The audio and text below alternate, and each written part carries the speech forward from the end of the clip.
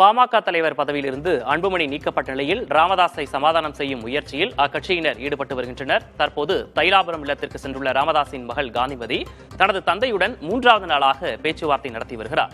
இது தொடர்பான கூடுதல் விவரங்களை செய்தியாளர் காமராஜரிடம் கேட்கலாம்.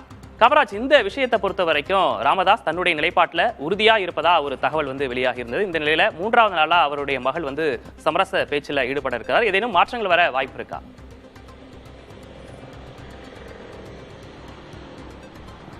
நிச்சயமாக பாமகனுடைய தலைவராக இருந்த அன்புமணி ராமதாஸை செயல் தலைவராக அக்கட்சியினுடைய நிறுவனர் ராமதாஸ் அறிவித்திலிருந்து கட்சியில் இருக்கக்கூடிய நிர்வாகிகள் மத்தியில் ஒரு குழப்பத்தை ஏற்படுத்தியிருந்தது. இது தொடர்பாக அவங்க கட்சியினுடைய பொருளாளர் திலகபாமா மற்றும் கட்சி நிர்வாகிகளும் எதிர்ப்பு தெரிவித்திருந்தனர்.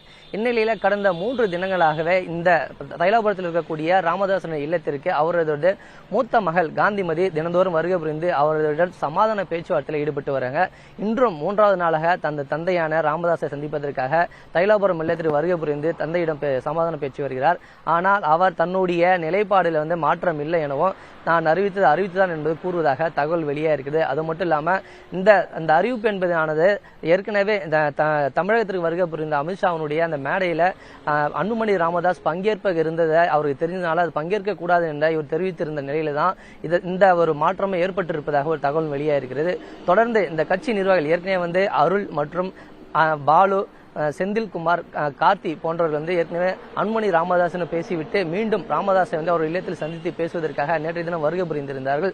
ஆனால் 3 மணி நேரத்திற்கு மேலாக வீட்டின் வாயிலே காத்திருந்த அவர்களை சந்திக்க மறுத்துவிட்டார். மேலும் தைலாபுரம் நிலையத்திற்கு இது தொடர்பாக பேசுவதற்கு நிர்வாகிகள் வருவதை தவிர்க்கலாம் எனவும் அவர் தெரிவித்துள்ளதாக தகவல் வெளியே இருக்கிறது.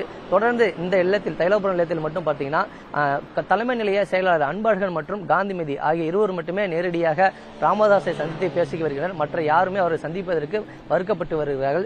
இந்த பிரச்சனைக்கு தீர்வு கட்டுவதற்காக இந்த கட்சி நிர்வாகிகள் தொடர்ந்து அன்புமணி ராமதாஸிடமும் இவரிடம் பேசுவதற்கும் முயற்சிகளை மேற்கொண்டு வந்தாலும் ஆனால் இவர் தன்னுடைய அறிவிப்பிலிருந்து பின்வாங்குவதில்லை என்றும் தகவல் வெளியாகிறது. தொடர்ந்து அடுத்த வாரத்தில் இந்த கட்சி நிர்வாகிகளுக்கிடையே அழைத்து திண்டிவனத்தில் ஒரு கூட்டம் நடத்துவதற்கு தயார் செய்வதற்கான ஏற்பாடுகள் செய்ய வேண்டும் என ராமதாஸ் கூறியிருப்பதாகவும் தகவல் வெளியாகிறது.